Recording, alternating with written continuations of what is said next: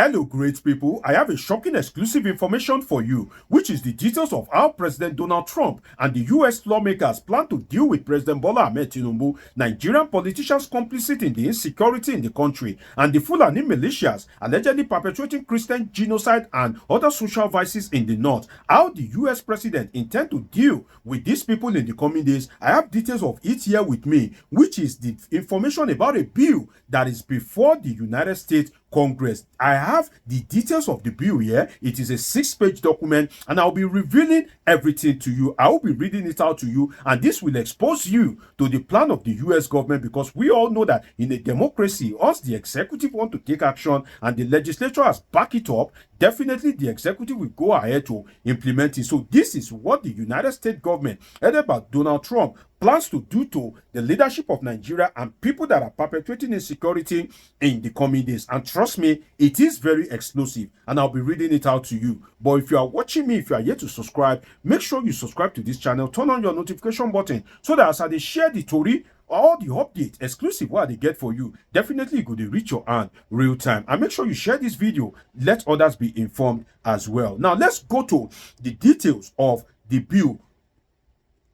But before I do that, let me serve you a reminder that you will recall that the United States government have declared Nigeria a country of particular concern over alleged Christian genocide. And one of the actions taken by the government is the presentation of this particular bill by one of the senators. And the bill is titled S2747, and it is submitted to the US Congress. The bill states that to require the Secretary of State to designate the Federal Republic of Nigeria as a country of particular concern, to impose certain sanctions and for other purposes. In the Senate of the United States, September 9, 2025, Mr. Cruz, that is a senator, Senator Ted Cruz, introduced the following bill, which was read twice and referred to the Committee on Foreign Relations. You can see the exclusive that I'm bringing for you.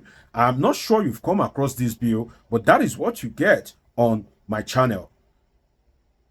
Now, it says a bill to require the Secretary of State to designate the Federal Republic of Nigeria as a country of particular concern, to impose certain sanctions and for other purposes, be it enacted. And please, I need you to listen attentively to the details of this bill, because it's very explosive.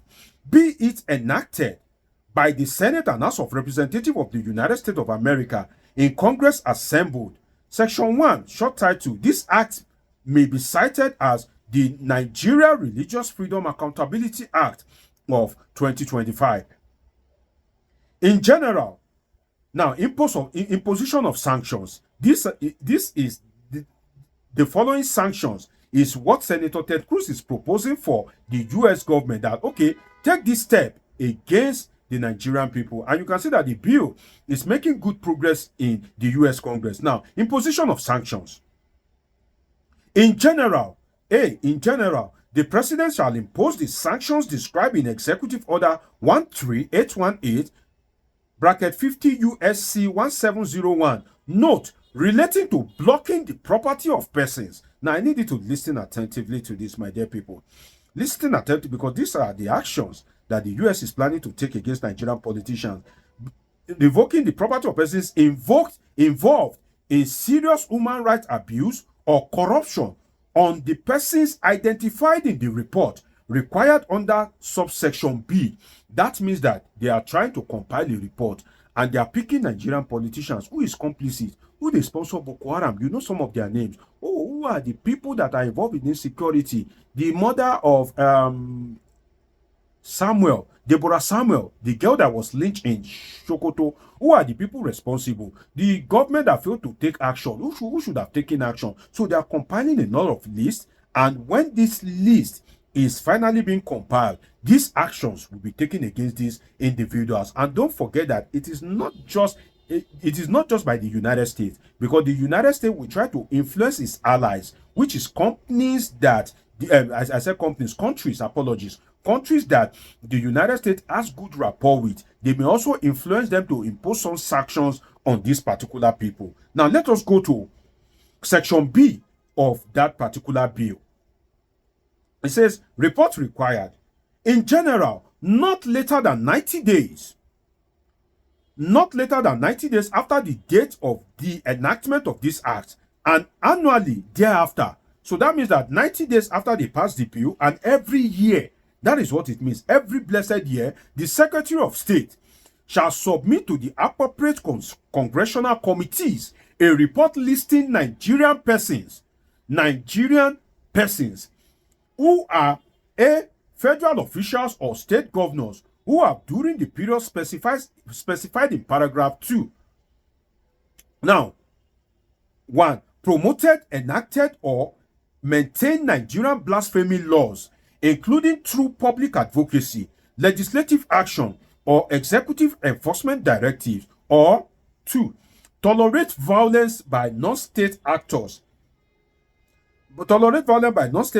Invoking religious justifications to commit acts of violence, including persons designated as foreign terrorist organizations pursuant to Section 219A of the Immigration and Nationality Act 8 USC 1899A. Or,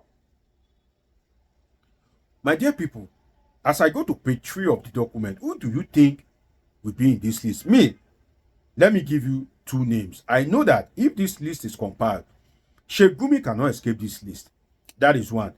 Issa Ali Pantami, the former minister under Buhari, the fake professor, cannot escape this list. I can give you like 25 names, but let me just stop at that 2. Tell me the people that can escape this list in the comment section, and I look forward to reading from you. And don't forget, if you are yet to subscribe to this channel. Now let's go to page 3. It says, specially designated global terrorist pursuant to Executive Order 13224 relating to blocking property. Take note of that, my dear people. Blocking property and prohibiting transactions with persons who commit, threaten to commit, or support terrorism. Take note of those 3 categories. Who commit, threaten to commit, or support terrorism. B. Judges, magistrates, prison officials, or other judicial or law enforcement authorities who have during the period specified in paragraph 2 enforced blasphemy laws, including through prosecution, conviction, imprisonment, or other deprivation of liberty of individuals pursuant to such laws. So it may say not be only the politicians. You know, at the introduction, well, I said, oh, politicians, political elite, but it even extends to judges, magistrates, prison officials, the members of the Nigerian army, the Nigerian police, all of them, they go collect immediately this bill is passed. And I can tell you that this bill will be passed almost any moment from now. You can see that anybody that is involved in the act of promoting injustice to the Nigerian people, they go collect. Now, maybe go to the second one. It says period specified. The period specified in this paragraph is A. With respect to the first report required by paragraph 1, the period beginning 10 years before the date of the enactment of this act and ending on the date on which the report is submitted 10 years back. So that means that it will start from 2015. This is 2025. So that means it will start during Buhari era. And you all will know that some of these bandits, some of these, murderous Fulani herdsmen, there are some good herdsmen, but the murderous ones, their activities blew out of proportion during the Buhari period. So dating it back 10 years means it will start from the tenure of the late president, Muhammadu Buhari. Section B says, with respect to each subsequent such report, the period beginning on the date on which the previous such report was submitted. Now let's go to page 4, my dear people. The report was submitted and ending the date on which the new report is submitted. 3. Form. The report required by paragraph 1 shall be submitted in unclassified form, but may include a classified annex if appropriate. Now, let us go to the next section 3, which is designations and amendments related to the International Religious Freedom Act. That's another segment of the bill. Don't forget, I'm reading to you the action that the United States government will take against President Bola Ahmed Tinubu's government politicians that are complicit in insecurity in Nigeria, and members of the Nigerian judiciary, the Nigerian police, the Nigerian navy, the religious leaders, traditional rulers that are complicit in Nigeria's insecurity, those that promoted blasphemy laws.